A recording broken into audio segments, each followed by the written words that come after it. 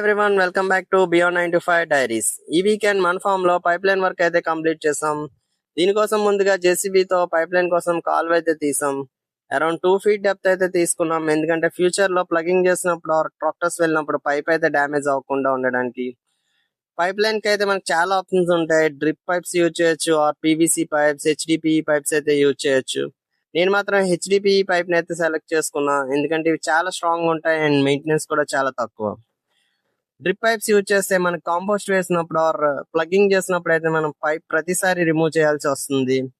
And మన form కోసం 63 mm HDPE pipe అయితే యూజ్ చేసాం. అండ్ టోటల్ 400 meters అయితే మనకి యూజ్ అయింది. మీటర్ కాస్ట్ వచ్చేసి అరౌండ్ 108 రూపీస్ అయితే అయ్యింది.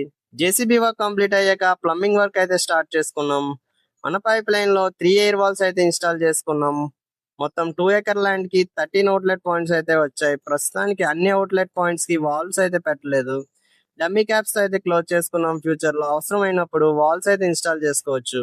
ఇలా చేయడం వల్ల మనకి చాలా కాస్ట్ రిడక్షన్ అయితే అవుతుంది.